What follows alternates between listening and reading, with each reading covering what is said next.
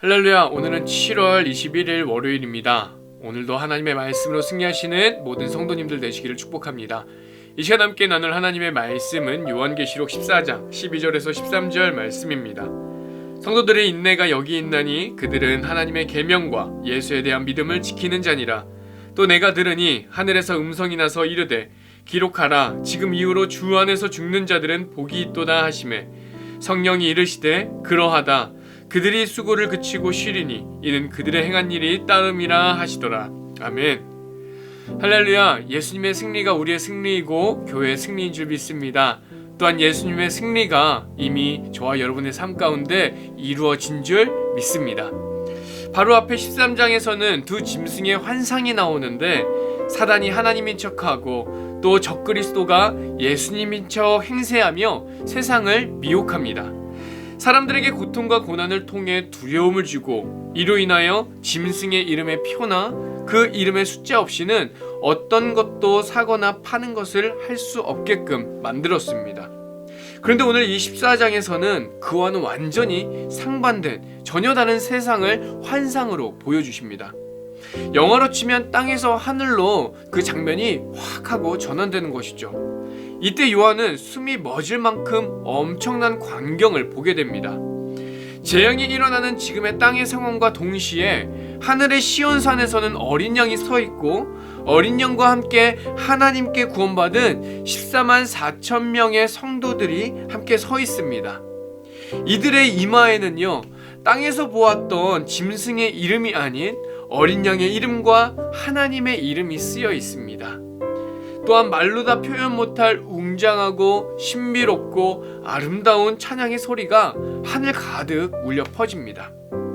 여러분, 우리가 요한의 입장이라면 이 환상을 보면서 주님을 향한 믿음 하나 지키기 위해 정말 너무나도 버거운 삶의 무게를 감당해야 했던 그 마음과 또한 그 가슴이 얼마나 뜨겁고 감격스러웠을까요?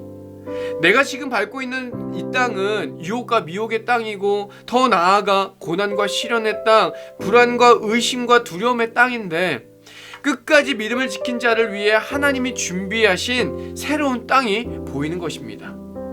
내가 곧 밟게 될 그 땅은 오직 하나님과 예수 그리스도 그리고 성령님이 함께 하시며 큰 권능과 위엄과 영광과 승리의 찬송이 울려 퍼지고 있습니다. 찬양하는 사람들의 얼굴에는 두려운 기색이 전혀 없고 오직 승리의 기쁨과 평화만이 가득한 것이죠. 이 많은 사람의 인상을 가장 잘 드러내는 부분이기도 하지요. 그 이마에 새겨진 어린 양의 이름과 하나님의 이름은 하나님의 사람들이 가지고 있는 표정이고 얼굴빛입니다. 그래서 믿는 사람들은 표정과 얼굴빛부터 다르지 않나요? 저 사람은 왠지 하나님을 믿는 분인 것 같아 라고 하면 거진다 그렇습니다. 우리 신내교회 성도님들은 예수님의 이름과 하나님의 이름을 얼굴에 담고 하늘의 빛을 드러내는 하나님의 사람 주님의 교회입니다. 그 환한 얼굴빛으로 세상을 비추는 오늘 하루가 되시기를 주님의 이름으로 축복합니다. 요한이 14만 4천 명의 성도들의 그 환한 표정과 하늘의 예배에 감격하고 있을 때 새 천사의 음성이 들립니다. 그런데 그 가운데에 요한의 귀에 그리고 심장에 콱 하고 박히는 음성이 있어요. 요한계시록 14장 12절에 성도들의 인내가 여기 있나니 그들은 하나님의 계명과 예수에 대한 믿음을 지키는 자니라.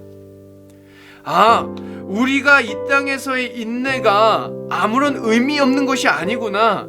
단지 버겁기만 한 짐이 아니구나.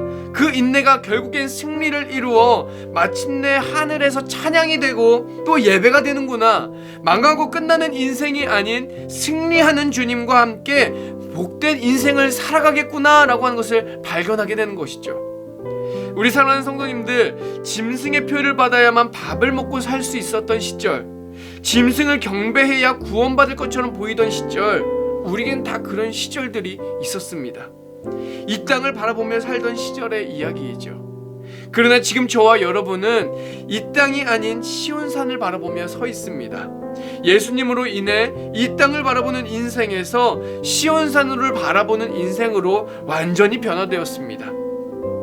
우리를 바다로 덮치기 위해 유혹하고 핍박하는 그 사단을 뒤로하고 구원의 팔을 뻗고 계시는 어린 양을 바라보며 시온 산을 향하여 서 있는 이 14만 4천 명의 성도가 바로 우리들인 것이죠.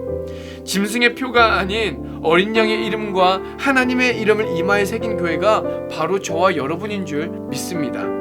사단의 유혹을 뿌리치고 성도로 살아간다라고 하는 것 참으로 어렵습니다.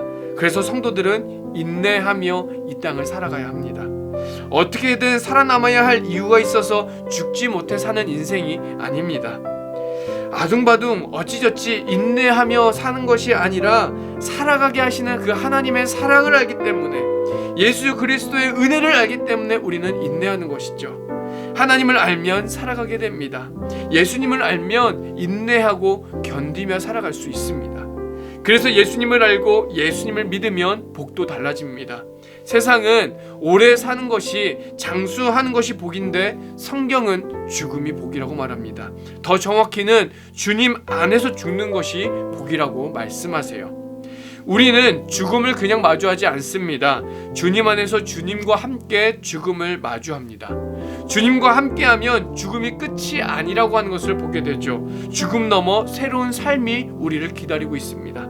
아픔도 없고 고통도 없고 눈물도 없고 슬픔도 없는 우리의 모든 수고를 그치고 영원히 쉴 수 있는 곳으로 우리는 가게 되겠지요. 로마서 8장 18절에 생각하건대 현재의 고난은 장차 우리에게 나타날 영광과 비교할 수 없도다. 아멘. 사랑하는 우리 성도님들, 우리는 주님 안에서 주님과 함께 승리하는 하나님의 백성이며 또한 하나님의 교회입니다.